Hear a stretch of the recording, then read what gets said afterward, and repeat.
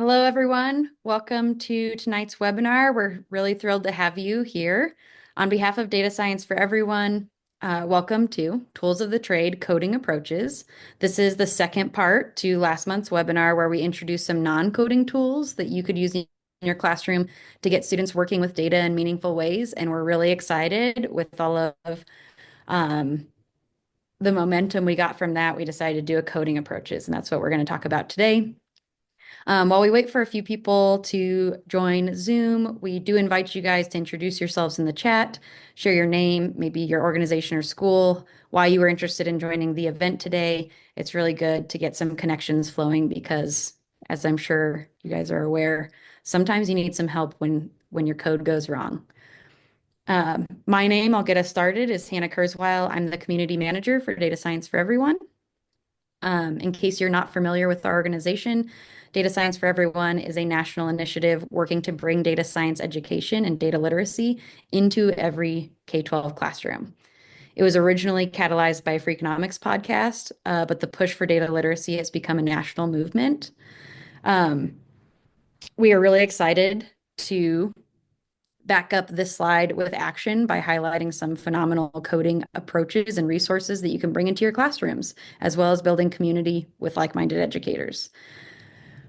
I'd also like to remind everyone very quickly about some of our community standards. We welcome members of all different backgrounds and levels of experience with data science education. And to create room for healthy and engaging conversation, we've established a code of conduct that creates an environment of respect, inclusion, and effective communication. You can learn more about our community standards, including how to report violations if you need to, on our website. We'll drop a link in the chat. And just so we have some Zoom decorum, make sure that you are muted so that we don't have any background noises while our speakers are presenting. If you do have questions, we invite you to drop them into the chat as the presenters are going. We will either be able to answer them on the fly or we are saving time for a Q&A session at the end where we can get those questions answered. Our presenters are doing live demos, so if for some reason you're unable to see their presentation, please directly message Marissa Morgan. She'll also see a chat if you go to the entire group, but she can troubleshoot with you because Zoom has changed some of its settings. So if you haven't been on it in a while, it might not be working for you.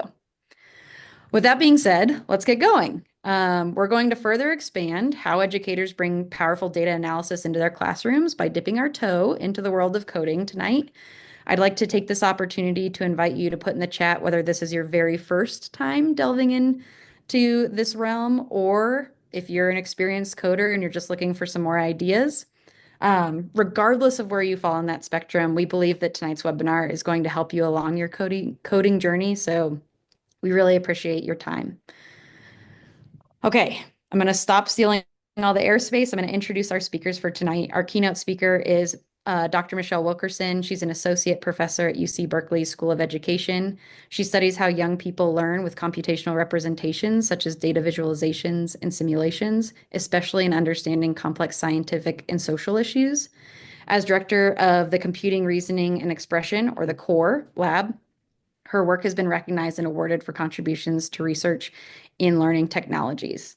Our other two speakers are going to be doing the demos, and I will introduce them after Michelle kicks us off. Take it away, Michelle. Yeah, hi, everyone. My name is Michelle. Thank you for that great introduction, which I was not expecting. I'm a researcher at UC Berkeley, and I'm excited to be kicking off this session because while there's been one webinar on non-coding approaches, and today you're hearing all about coding approaches, I'm really interested in kind of the messy middle between those two things. So a lot of my work explores what does emerging computational thinking look like when students are working with data? What are their first steps toward coding, sort of along that trajectory? And how can we organize teaching so that we're previewing coding and preparing them for the kinds of approaches that you're going to learn about today? So, oh, these are a little bit out of order, but I'll just go into my two strategies. So I'm going to talk about two different strategies for how to do that today. The first is marking computational moves, so kind of making it clear to students even before they're doing coding, when coding would be helpful. And the second is finding hybrid or advanced features in existing toolkits. So let's pop into the first example, which is sort of highlighting those moments when something could be helpful. So one thing that we've found are these things called data moves, the things that you often do to data to just kind of transform them and get them ready for analysis. So imagine that your students are even working with physical cards, right? And let's say it's physical cards with various information about students' ages and height and weight. And you might ask the students to sort or sort of otherwise begin to analyze that in some way. You might ask them to group by age, group by gender, sort of sort by height or weight. And of course, they can do that with a handful of cards. But you can imagine as more and more cards sort of build in the stack, that gets a little cumbersome. And so that's one example of a really simple way that you can say, that's why computers start to matter when you're working with data. And so with some colleagues, we've identified a number of these kind of places where just over the course of analyzing data in no code and low code environments, you can say, by the way, this is why computers matter. And this is how you're going to start to use computers as you start to work with bigger data sets. So I wanted to dive into another example, which is how can we introduce coding within the low code and no code tools that we have available? So here you see a screenshot of CodeApp, which was demonstrated in the last session as a no code sort of visual tool. But with many of these tools, and you're probably familiar with it when using Excel and Google Sheets, where you can write a formula into the cell, there are kind of little advanced features that allow you to do that in a lot of these educational tools as well. So CodeApp, Tuva, and Data Classroom, for example, all have the kinds of features that I'm going to demonstrate here. So let's imagine what it looks like if we're calculating a new variable from data you already have. What you see here is a screenshot from CodeApp. And in this example, I've loaded a data set of information about various mammals.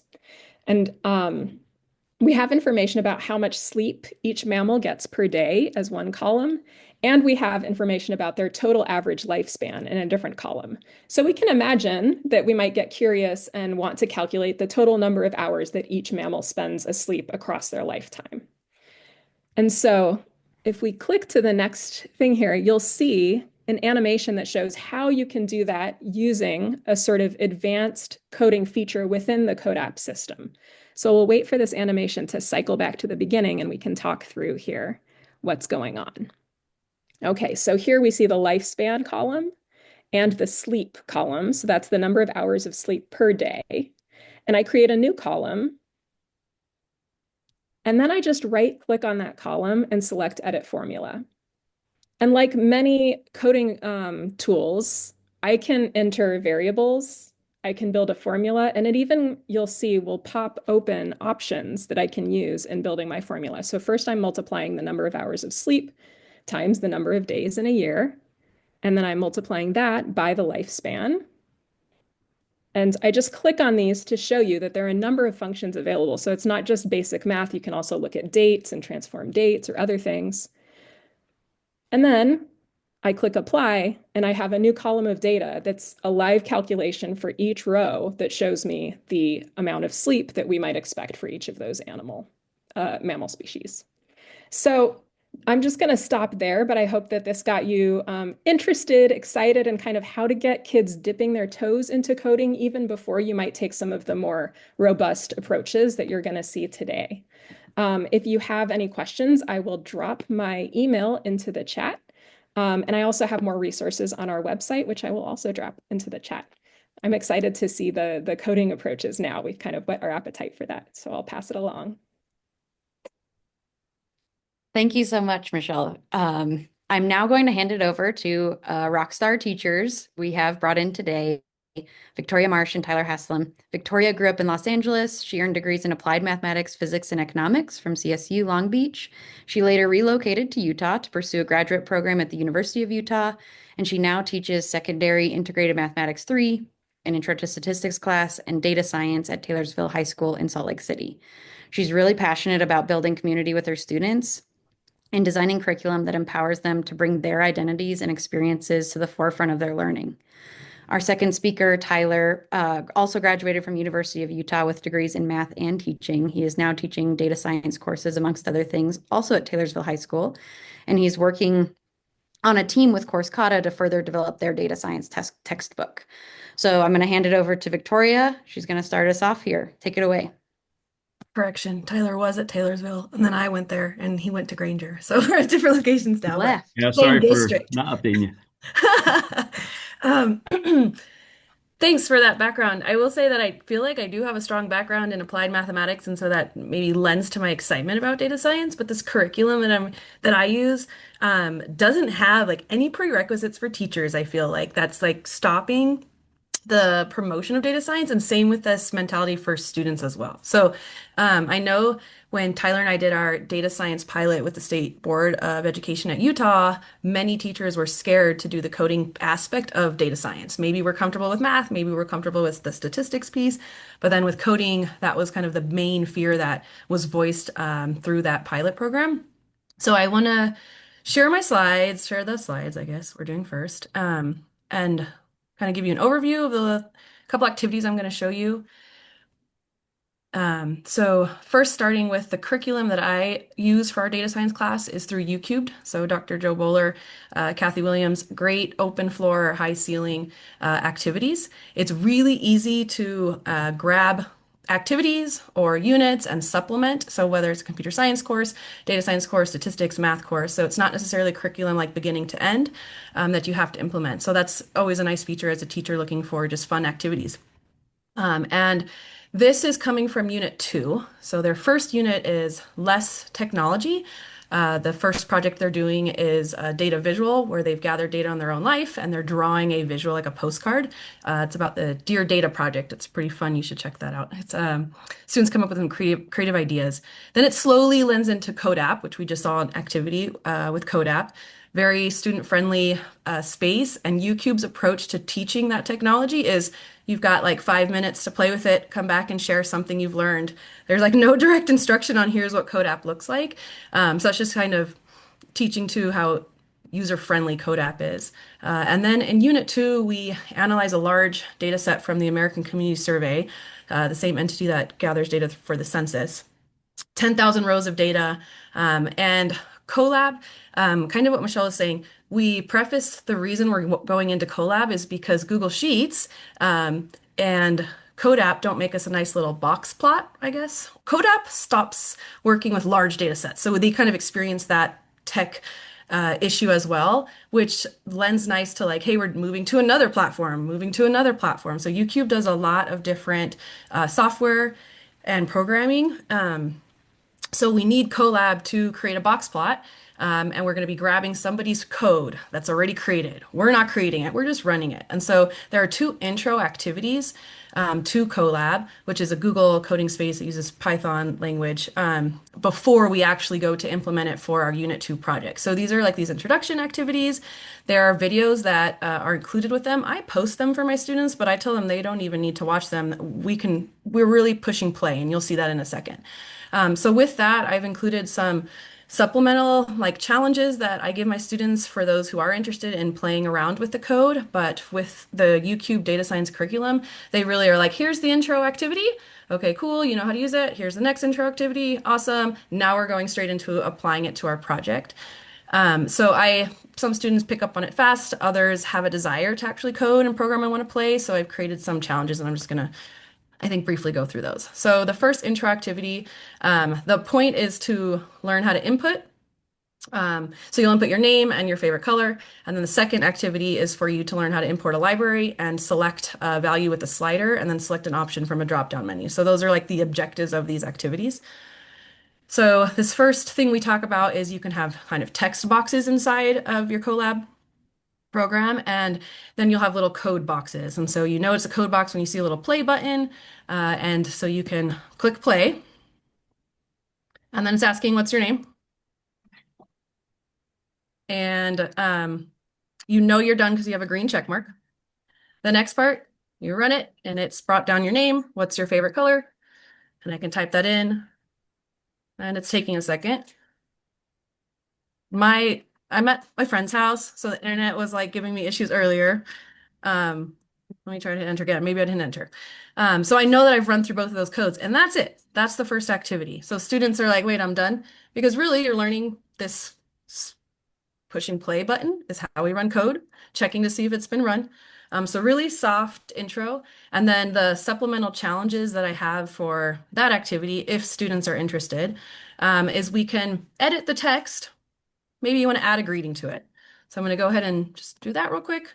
I can see up here, what is your name is what got printed down below. So I'm going to add, voila, what is your name? And I can rerun that and see that it's in there. Another suggestion is you can change the color. Students love color. So I give them this code and they can copy this piece in, or they can just copy the whole line, the whole print line, what's in parentheses. Like I let them play around. I do not stand up front of the board and say, hey, this is what you do. You push play and now copy and paste. And I don't show them. I just give them this and allow them to make sense of it. So I can come in and play with changing color as well. Can't remember what I just copied. There we go. So I need to type in user name. And let's see. Did I not change this color? One more time. Should be green. There we go. And so I, again, let them know that there are multiple options for color. It didn't have to be green. That's just the color that I gave them here. And so if they want to choose a different color, I give them this resource. I think I found something online that gives us different color code. Students love color. Again, I'm going to say that one more time. So there's this option of you'll notice them playing with different colors and you kind of have to be like, all right, that was it. Move on to the next thing. So those are some supplemental pieces that I've given for this first activity, which again, with this curriculum is just for them to understand how to run a code and put in an input.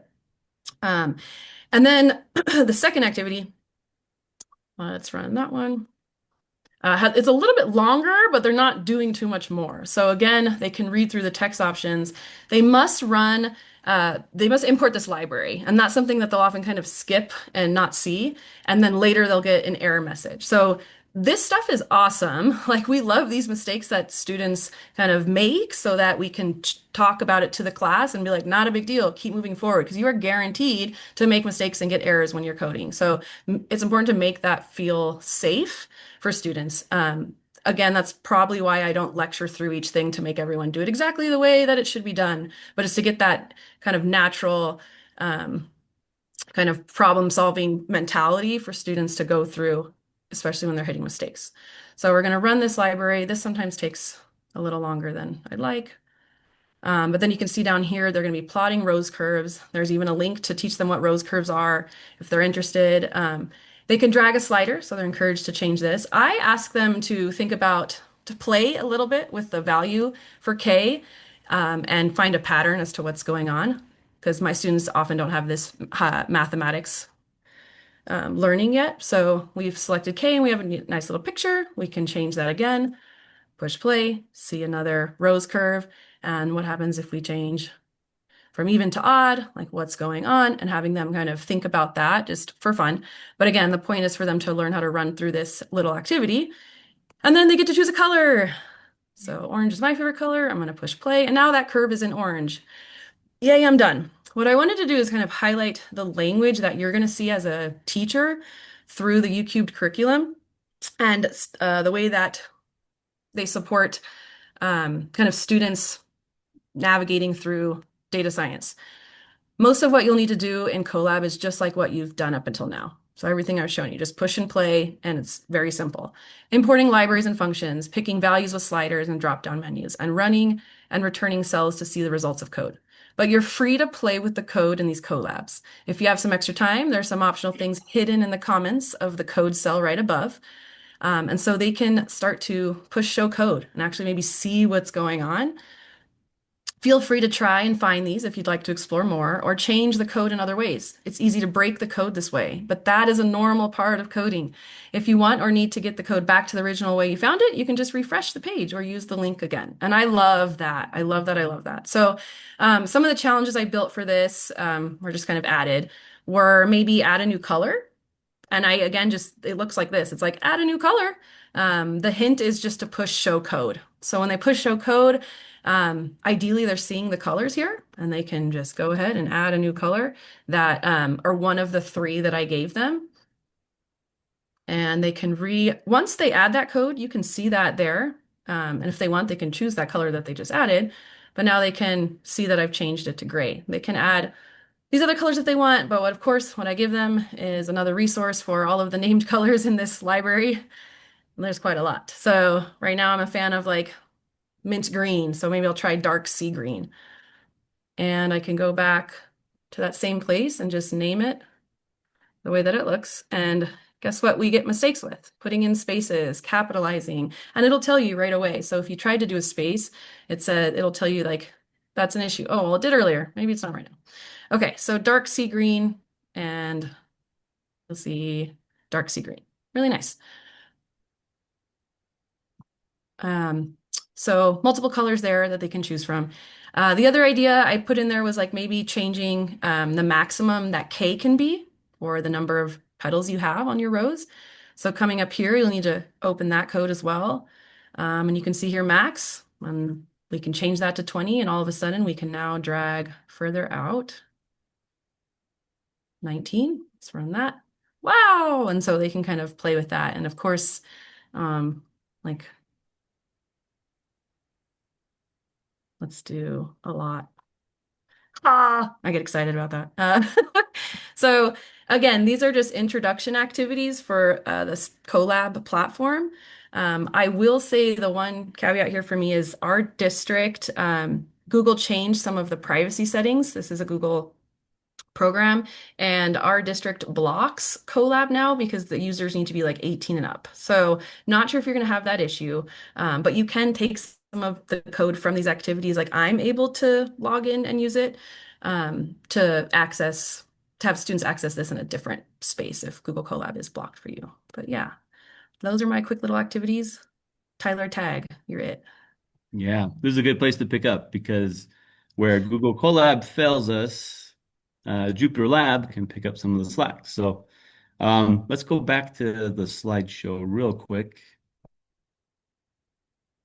Okay, so one thing I wanted to point out, whenever you're doing code, I like to quote the infamous Miss Frizzle, who maybe I shouldn't say infamous, the famous Miss Frizzle. Like you gotta get dirty. And kids, I don't know if they're like afraid they're gonna accidentally set off all the nuclear missiles or something, but like at first they're really scared to run code. And you just gotta kind of get them to break that and be like, whatever you do, it's gonna be okay. There's a backspace button, there's Control Z. Like you really can't mess it up. Worst thing I've ever done, we were taking samples and we maybe did a little too many and the computer froze for about 10 minutes and couldn't use it. That's like worst case scenario. You might have to turn it off and back on and yeah. So I don't think they're gonna be doing anything too bad. And then click next. I want to add also that oh, sorry, go back. There was a little add-on. You need to cheat when you're coding. Just like nobody in this world knows all of mathematics, you gotta look stuff up. Nobody in this world knows all code. You're gonna have to look stuff up. Internet's a great source. I use cheat sheets all the time. I've been coding for years, and even now, like if you don't use it, you lose it and you're constantly looking stuff up. And even if you do know what you're doing, you're still putting typos and whatever. So don't let the code stress you out, and don't be afraid to make mistakes in front of kids either. That's something that I actually kind of like when I make mistakes in front of kids because then I get to show them like, how do you troubleshoot this? What do? You look for your typo, you try and read the error code, all that kind of stuff. So let's go next slide. So these are some links to what we're going to be doing. I'm going to put the first one in the chat. If you want to follow along at home, feel free. And if that's too hard for you with the device you got, don't sweat it.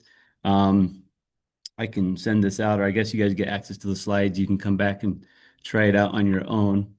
So we'll go through each of these things. What I wanted to do is show you kind of an example of different kind of coding environments, including some that maybe we wouldn't consider coding in a traditional sense. I'm actually going to take over the screen now. Let me see here. I did not follow your advice and close off my tabs. Here we go. So I wanted to start with something that I think we all have pretty easy access to, and that's Google Sheets or Excel. So that first link I sent you, that's just a copy of Google Sheet. And this is our data set. This is a characters data set. Comes from a website that does a Tidy Tuesday data set. It's actually pretty cool. It has a bunch of characters. People go online and they get to rank the characters based on certain characteristics. And thousands of people have done this. And so we got thousands of data points for thousands of characters. And along the top, you can see all the different variables we got. So you have like who the character is, what universe they're from, whether they're male or female, and then all these variables about like their characteristics. And this next tab is what we call a documentation page. Every data set we look at, I like to show them there's documentation that tells us, what's the data about. So if you look here, like, for example, agreeable is an average rating of all the people who rated that character on how agreeable or stubborn they are. So there's like a sliding scale, and you put the scale wherever you feel they are, and you do that enough times, you kind of get a feel for what people think about a character. So everyone can see this, hopefully. So, what are some theories you have about these characteristics? Just any thoughts that come to mind.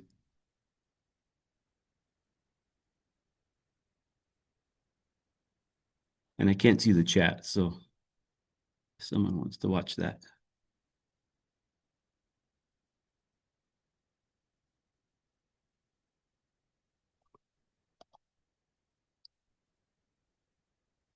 Okay, lots of personality traits. Do you think there's any relationships? Oh yeah, moody and stable. So yeah, like moody would be like you're just like flying off the handle all the time, and stable like you're.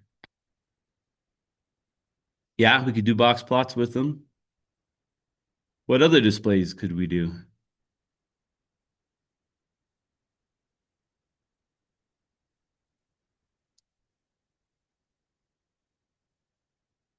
Grouping feature, villains versus non-villains or something like that.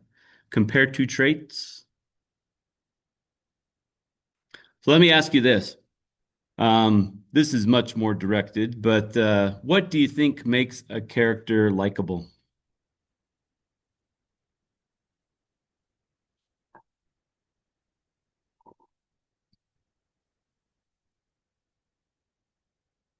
Positive traits.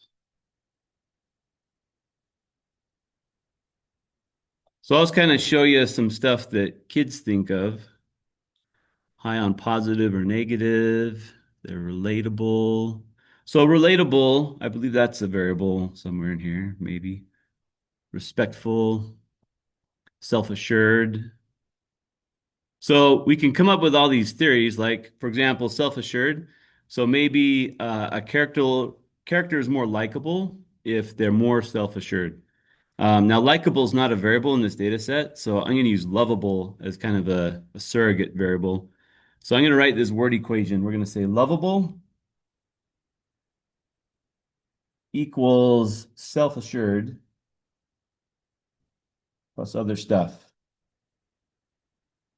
So this is where I start off with my kids, is we start with these word equations to kind of say like there's this outcome variable, there's this explanatory variable, and then there's some error. And this idea is capturing the idea that we could say something about how lovable a character is if we knew something about how self-assured they are. We won't be 100% right because there's a lot of other stuff that goes into how lovable a character is. But generally, our theory is that there's going to be some relationship there. Some of the other variables we could use, I've looked at this data set a lot with kids over the last couple of years, so I kind of have my own mind made up about some stuff. One thing that's kind of interesting to look at is how lovable a character is based on how open-minded they are, or how lovable a character is based on, actually, no, we'll just do that one. We're kind of short on time. So what I want to do now, if I go to the next tab, I put some questions here. One of the downsides of doing a Google Sheet is like, where do you do the work, right? And this is a problem I have even when I use Google Sheets. It's like, it's great for storing data. It's great for manipulating data, doing the sorting and filtering and all those computational tasks that we showed at the beginning of the slides. But when it comes to like actually do stuff, it's kind of messy. Like things get very cluttered really fast, and I am not good at organizing Google Sheets at all. But um, what I'm going to do here is I'm going to bring over my data. So I'm going to take the open-minded variable and the likable variable, lovable, sorry. And I'm going to copy them and paste them over here to where I'm working. So I don't have to keep going back and forth. And that's completely up to me. Like you could keep them there. This is fine. And I'm going to assume that most of you use Google Sheets at some point in your life. I think as educators, we probably use them a lot more often than the average person. I also feel like it's a really good task for kids to know. But we're going to start off by fitting a regression model. So I'm going to get a slope and an intercept. And there's actually several ways to do this. One that seems pretty easy is to use a function called slope. And if you haven't used Google Sheets before, you can have these little hints come up that tell you kind of what to do. So I'm going to put my Y variable here and my X variable here. I just highlight the ranges. So my Y is my outcome. So that's how lovable a character is. So I'm just going to highlight this whole row. And some cheats are always good. You can press Control Shift and the down arrow, and it will highlight the whole row. Or what I like to do is just delete the numbers. And then it's like an infinite column that goes down to wherever the data ends. Then for the X value, just do the same thing. Boy, it's a long data set. And my control button's not working, so we're going to have to go all the way up. Okay, so I'm just going to do the same thing there. And that will give me the slope of my line of best fit. So 0.81. The intercept, you can do the same thing. Type in intercept. Intercepts that one. And you basically use the same data. So highlight that. Highlight that. I don't know how many people have done this before with Google Sheets or Excel. It's pretty straightforward. So my equation of best fit, I could write it right here. I'm going to say y equals, looks like my intercept's 11.4. I'm just going to round. And my slope is 0.81. And I would times that by the x variable. So the value for open-minded times 0.8 plus 11.4. And then I'm going to have some error. So I want to make sure I put that on there. So yeah, there you go. Now the second part, they want you to create a display. So that's why I switched the rows. Usually I like Y on the left and X on the right, because that's how we usually do it in an input-output table. But Excel's finicky, and so when you want to do a display, you have to have it this way. Oh, that's taken forever to scroll up. There we go. So you go Insert, Chart, and there you go. There's our display. And if you want to add a line of best fit, we can go ahead and edit. So if you go to Series, sorry, you guys' faces are all in the way. You can look at that and you can add a trend line. You can have it show the equation. You can have it show the R squared value, all this cool stuff. Real quick, I'm going to do the prediction and the residuals just because that's kind of cool to see. So I can just take this and I can write here that I'm going to take my intercept, and I don't want that to move. So I'm going to do the F4 thing. So I put dollar signs. Again, I'm kind of assuming you know how to use some Google Sheets. So those dollar signs are going to keep that cell from moving. And then we're going to times it by, add the slope, which we also don't want to move. So we can put dollar signs and then times that by the open-minded value. and that's going to give us a predicted lovable value. And so there I just got like a prediction for every single thing in the data set. For residuals, for my error, I would do a subtraction here. So I take, let's see, observed minus the expected value. And so there's all the residuals. I'm going to go ahead and label them here.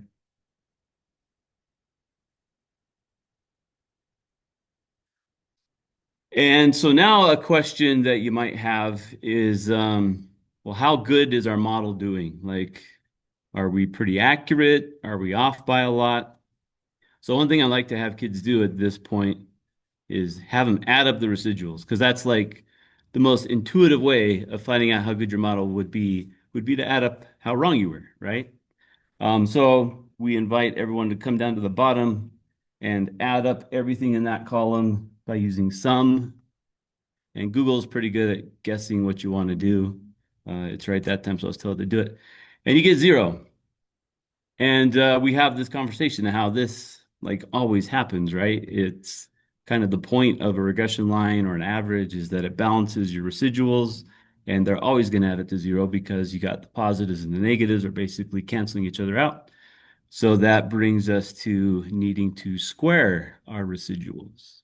So here I'm going to put the square residuals. And to do that, I'm just going to square this box. And now I can add them up. And there's no problem. And I see that my total error is, what is that, 188,954, which is quite a bit of error. To get R squared, and this is something that I think is really cool. I was never shown this in high school. I took AP Stats in high school, and I took a couple AP classes or stats classes in college. And I did not know this until more recently. But to get the R squared, I mean, I remember seeing the formula for R squared and memorizing it. But this is a cool way of kind of showing what R squared is actually doing. I'm going to add one more column here that is basically going to show us how far the lovable trait is from the average lovable. So first I need to add a box here. So this is going to be the average lovability. So I'm just going to average all the lovable numbers. And so then over here, I'm going to do the lovable attribute that the character actually had minus the average. And what that's going to do is going to give me kind of a how far off. Oh, sorry, I forgot to use my dollar signs to keep the average from moving. See, mistakes happen. So what that's going to do is it's going to give me kind of a baseline. So my model is trying to use the open-mindedness to predict lovability. This would be if I just said everybody's just as lovable. Doesn't matter who the character is. So it's sort of a model to compare to. And if I square those and add them up, because I can't add them up how they are, they'll cancel each other out, just like always. But if I add them up, so we'll go like this. So that kind of gives me a baseline error to go off of. And if I divide these two, that is basically telling me what percent of my error is my model getting rid of. So my model is removing 44% of my error. And then if I do 1 minus that, that is my R squared value. It's basically the percent of my error that is being explained by my model. And if you look back up here at our little graph, our R squared was 0.554. And that's what we got down here by doing that. So all this, that's Excel. Now I wanted to kind of show you how you can do that same thing in 2 other tools. Desmos, which I don't know if people would consider Desmos coding. I kind of do because their calculator is like it's got a lot of functions that you can use. I guess it's Depends on what you consider code. And then we want to do Jupyter Notebook. And the Desmos one, I'm just going to do real fast. I like it because the visuals that it gives are pretty cool. So to get it in there, I need to highlight my data. So I'm just going to copy and paste it right into Desmos. And you see already, without doing anything, I already got my scatter plot. To add my model, I can just say, okay, my outcome variable is Y, and my input variable is X. So I'm going to put a tilde, and then mx1 plus b, basically write my equation on my line, but instead of using y and x, I use the lists or the table headers up here, x1 and y1. And instead of an equal sign, I put a tilde, and it will fit any line I put, any equation I put. So I could make, a parabolic equation. I could make a logarithmic equation. I could do sinusoidal equation. It'll try and fit whatever equation I get here. It'll find the parameters that best fit my data. And so right here, I can see I get the same slope and intercept as before. Without doing anything, I got my r squared, my r.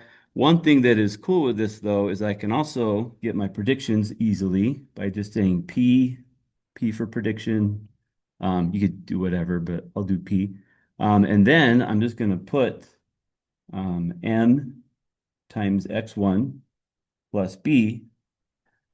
And now I have a list of the actual predictions. And to show you, I can actually plot these all right there. So I just got X1 is my input, or my X variable, and then P is my Y, and it just plotted them all right here, these streak of blue dots. And I could even go and do the residuals. Like, so if I do, let's do polygon. And I can do the first point, which would be where they actually are. So X1 comma Y1. Don't worry, that should fix itself here in a second. And then we're going to do the predictions where those are at. So that'll be X1 comma P. And there you go. So just like that, we can get residuals. It looks like a mess here because there's a ton of data. Depending on how much data you have, this might not be a good idea.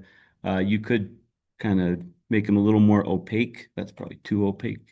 Not opaque, sorry, clear, transparent. By messing with this, this line kind of lets you pick the opacity. And you could even do squared residuals. So we talk a lot about that square residual versus the residual itself. And to do that, you just add the corner points to your rectangle. I'm not going to do all that because I want to move on to this one. Oh no, my kernel died. So this is a Jupyter Notebook. Someone in the chat asked, what do you do if Colab's blocked by your district? Which a lot of them are now because Google's like paranoid about getting sued about the whole, there's a push to keep kids off social media. And one of the side effects of keeping kids off social media is they're off all internet, like any web service. And so Google is being, in abundance of caution, is not letting kids on in our state and probably others. But this Jupyter Notebook, I have a link in the slides that kind of shows you how to set this up. It is a bit of work. You go to GitHub, you create a repository. I know there are kind of scary words there, but with just a little bit of copying and pasting and a little bit of creating files, which isn't too hard to do, you can have it set up so that you could actually share something like this with all your kids. I'm actually, oh, good. Someone copied the link for me. I'm so glad. I did this a couple times with my Math 3 class. So I use the Coursera book, and when you pay for their book, you actually have a Canvas insert that basically brings all this in for you, so you don't have to do anything.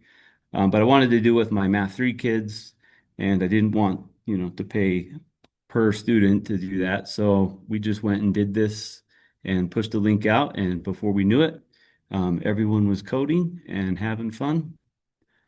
Let me see. I got to restart this here. All right, we'll see if this works. So part of the fun of coding is dealing with connectivity issues. It's not usually a problem but sometimes it is. And I think I let this one sit too long, so I might have to just go open it up again. So give me one sec. Yeah, it's not like it. That is expected. In fact, I did one activity with my Math 3 kids. Like I said, I'm trying to get them to do some coding because we're doing statistics now. And I had this Jupyter notebook all set up to use. I made sure it worked to a point, but I didn't actually try importing the libraries. And I came back to class the day of and found out that it wasn't working right. So I spent a good chunk of my time that day trying to fix that. That doesn't always happen, but sometimes it does. And there's also days where the internet's down and you can't do anything online. So you kind of have to have a backup plan just in case. But when it works, it's real fun and it's great. So what this is basically, it's kind of like a Google Doc, but for coding. So it has two types of cells. One's for Markdown, so it's regular typing, and one's for running code. And first we got to run this block because it imports all our stuff. So it's bringing in this package called Course Kata. It's one that they've got that brings in a lot of educational packages. I don't know if you're not familiar with code, you probably don't know what I'm saying. When you run any code, well, maybe not any code, but most coding languages, they're open source, so people can go and create their own functions, their own features, and you can import those by importing packages and libraries and things. Course Kata has a really good one. It piggybacks off of other stuff that people have done, kind of puts it all in one place. So any notebook I do with my kids, I always bring that in. And we're going to look at that characters data set. So this is a notebook that Course Kata already made. That's another nice thing is if you don't want to make these yourself, you can just go take them from Course Kata. You don't need to pay to use them. You just need to pay to have them pushed out to your Canvas. Anyone can download them and you could put them in your GitHub repository, and we have instructions on how to do that. And before you know it, you could be pushing these out to your kids and having them do them. I went ahead and added a couple blocks of code here just for us. And the main thing I wanted to do here was show you how much easier this is to use than Google Sheets. Because Google Sheets, I feel like, is everyone's go-to. They're like, oh, yeah, I can do that. Google Sheets is really clunky and kind of annoying and takes a long time. But here, so let's fit a regression model. Now, the downside is you have to know how to do it. This is where you cheat and you look up online. There's lots of cheat sheets. There's lots of resources where people will teach you how to do this. But we're going to make a linear model with Lovable as the output. And what did we do? I forgot our variable already. Was it open-minded? Yeah, okay. So open-minded. And then you have to tell it where the data came from. So we do data equals characters. I hope that's what it's called. We'll find out. Okay, so there you go. And there you see my slope and my y-intercept, just like that. Super easy. Let's create a display. So the displays that Course Kata uses, and there's others, ggplot is pretty common. Matplot library, although that's Python, but we use one called ggformula. It's really easy for the kids to use, and it kind of piggybacks off ggplot. So we're going to make a point plot, which is basically a scatter plot. And all I do is I do this same equation. So that word equation we started with, where we said lovable equals open-minded plus other stuff, it's now become lovable tilde open-minded, which is sort of the statistical way of saying these things are related with some error amount. And that will get me a point plot.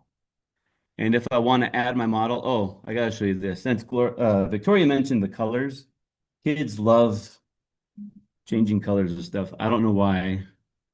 That's like their favorite thing to do in code, probably because it's pretty easy. But yeah, you can do any color you want. There's like 100 plus pre-named colors, and then you could always do like hexadecimal stuff. But let's add our model. I'm just going to do a chain here. So this is a pretty common R feature. You chain on a command and it just kind of layers it onto what you already did. So we're going to chain on our model. And I just realized I did not give my model a name. So like with other stuff you do, you want to use stuff later and not have to retype it, you can save it. So in R, we have the save arrow. You do the less than sign and a minus sign. And I'll name this model, very creative. See when I saved it, it went away. That's because saving only saves, it doesn't print. If you want to print it, you have to type it again. So there it is. And now I can put that in here. And there's my line of best fit. It's great work. Let's use the model to make predictions. So R is designed for this stuff, so it's way easier than any of those others that we use. So I just have to put predict and then the model name. Well, usually it does the closing parentheses for you, but there you go. Those are the predictions for every character in this data set. You probably don't want to look at them all, so you can click here and it kind of hides them. You can still scroll and see them all, but yeah. So there's every single prediction. Calculate our error. We could do it the hard way, which is to take the predictions, minus them from the actual values, but we could just do recid instead. So there's your residuals of everything. If you wanted to get your total squared error, we could square that and sum it. And there's that same number we saw earlier. To get R squared, we could do the formula the way we did it, but there's actually, if we do a supernova table, or sorry, an ANOVA table, which there's a function called supernova. I don't think Coursera made this one. I think it's a package called Mosaic that Coursera imports with their stuff. Oh, keep forgetting my parentheses. There we go. And so this gives me my PRE, which is my R squared. And yeah, a lot of other stuff. So we talk to our kids, like, what does all this stuff mean? They don't learn it all at once. We kind of throughout the year add a column. So this is your total squared error. This is the error from that average prediction. This is the error in my line of best fit. This is how much error I got rid of. These are the mean squared errors, so the variances. I got an F ratio here, a p-value for my slope. So yeah, lots of good stuff. We could keep going, but I kind of want you guys to be able to ask questions. And I know that was a lot thrown at you at once, so you probably got tons of questions. So let's do that. I'm going to stop sharing my screen and we can go back to the slides. Okay, so if you have a question, please throw it in the chat. I've gotten a few sent to me, so I'll go ahead and get started in terms of the ones I've already got. The first question I got asked about scaffolding the activities for different grade levels and wondering if you guys have found in your experience like kind of a floor for when this type of stuff might be too technical for real learning to occur. I Not only with YouTube. so Yeah, not with YouCube. YouTube's super open, and I taught seventh grade, and I had them doing Sheets and Desmos 10 years ago, and they were great with it. We did conditional formatting with Sheets. Like, oh, the tech really this is their language. And YouTube's very open with, like, they bring their ideas, and you build off of that, not we tell them all of the things, which is perfect for data science. Great. Another question I got says, how much class time do you typically allocate to playing around with the platforms and getting comfortable with them versus balancing, all the state required learning objectives and things that are going to show up on the test? they learn as they go. Like, it's very naive to think that you can spend like a day on coding and they're all of a sudden good coders. Like, I've been coding for probably 10 years, and I'd still say And you keep forgetting your parentheses. yeah, you saw me forget my parentheses like 5 times in a row. Yeah. They do get better over time. And so what I do is I'm like Victoria. I drop them off in the middle of it all. We have one day where it's just all about code. We don't do any math other than talking about, like we talk about Boolean algebra just a little bit to talk about true false statements and stuff. But after that, it's kind of like you learn more code as we do the math standards, and it just kind of it takes care of itself. It's a little frustrating at first. You do a lot of running around the first couple weeks because they keep forgetting their parentheses, and for some reason they can't notice that they're forgetting their parentheses. You have to be able to look at their screen and tell them, "Hey, you forgot your parentheses." And after a while, they can police themselves on the little things. But That's what I was going to say. It's really important to build community within the students feeling safe to talk to each other and help each other out because they will start turning their computer and asking each other. Um, yeah, it's gonna. I had one more thought, but it escaped me, of course. Kind of going into the troubleshooting, I've got a few questions about like what is your guys' best practices in terms of implementing AI to generate code or troubleshoot code? do you want to go first? No, you go. Okay. I tell them, so first of all, we have a cheat sheet that we hand out, and everything we do in class is on that cheat sheet. So, well, I shouldn't say everything, almost everything. There's a couple of things we do that I don't really expect them to remember because I don't care about it. We do tell them, like for tests and stuff, it's open universe. You just can't ask your neighbor. And, some people have strong feelings against AI. Some people have strong feelings against looking stuff up on the internet. Um, I figure this is not a coding class, it's a data science class. I'm not here to test you on the code. I'm here to test you on can you use the code to answer questions about data. So if they Google how to do something or ask ChatGPT to write some code for them, that's fine. They still have to answer what is that data telling them or what is that code doing for them, which they can also ask ChatGPT that too. And that's an issue that's a whole nother ball game. But yeah, I think that's valid. And I have a brother-in-law who's a coder by profession, and he uses ChatGPT all the time. And he does talk to me constantly. It's funny to kind of see him shift from he was like, "Oh, ChatGPT is so cool, look what it can do," to now he has a lot of job applicants who come in, and when they ask him their coding questions like, "How would you do this?" Some of them think for about 2 seconds and they're like, well, I just asked ChatGPT. And he's like, no, that's not it. So I think there's also, you have to teach them to be responsible because it's out there. Like you can't hide from it. It's kind of like drugs and alcohol. You can't just pretend it doesn't exist and expect it's going to go your way. You have to educate them and let them make good decisions. Yeah, and I also, for me, it's like it's not the know-all, and I need them to understand that. So, for example, I show them, we do data talks. I give them a data visual, and they answer some safe questions. What do you notice? What do you wonder? What do you think the story behind this visual is? And they will take that image and put it in ChatGPT and give me like what ChatGPT says. And I'm like, really? You guys can't tell me what you notice? You can't tell me what you're wondering? But when it came to describing distributions as like left or right skewed, ChatGPT can't tell. It didn't when I put it in, and so I was getting all these responses from students that were like, and I'm like, do they not know the left from the right? And I'm like, oh, that's right, AI. So I had to just show them that. It's like you're responsible for reading what it's putting out to you and then using that to do what you're going to do.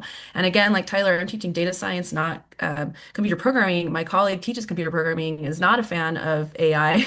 And has that for AP testing. Like, are they allowed to look online for sources when they're writing their code? And so I think it depends on the space. And I would also say, like what Tyler was saying, mine is not so much about using AI for code, but it's using AI to answer questions that I want you to actually be thinking about and understanding. Okay, just trying to be aware of anyone else's time, and our speaker's time, of course. I am going to wrap up the questions, but please know that we have taken all the questions in and we will get those out, answered and out to you. So, a few quick plugs before we let you guys go. If you were inspired by our speakers this evening, but you're still not quite sure where to start by incorporating data science in your own classroom, please join me for my office hours. They're at the same time next Tuesday. You can come in if you said, wait, GitHub repository, I don't understand it. We can walk through some of that with you. So please go ahead. I'll drop a link in the chat so you could register if you want to come and get some questions answered. Um, and then one other thing is that Data Science for Everyone is really excited to announce that we are creating a data science starter kit. It will feature a lot of videos from professionals in the field, as well as inspiring teachers like Tyler and Victoria that can get you up to speed about what is data science in education, what it looks like, and how you can implement it in your classroom, whether you teach kindergartners, middle school PE, AP stats, or are an enthusiastic track coach that wants to utilize data to get your athletes more involved in their own training. This resource, we're going to showcase it in the fall in our first webinar that we'll be kicking off in September. So please make sure that you are signed up for all of the ways that you can stay in touch with what Data Science for Everyone is doing. We have a Slack channel, our newsletter, follow us on uh, Instagram, Twitter, LinkedIn. All of that will be coming out this fall. We're really excited about it. And it will also be on our resource center. You can always find different data sets or tools like the one that Tyler walked you through today on our resource center. So I want to thank you all for your time. Thank you so much to our speakers, and we hope to see you guys soon. Have a great evening.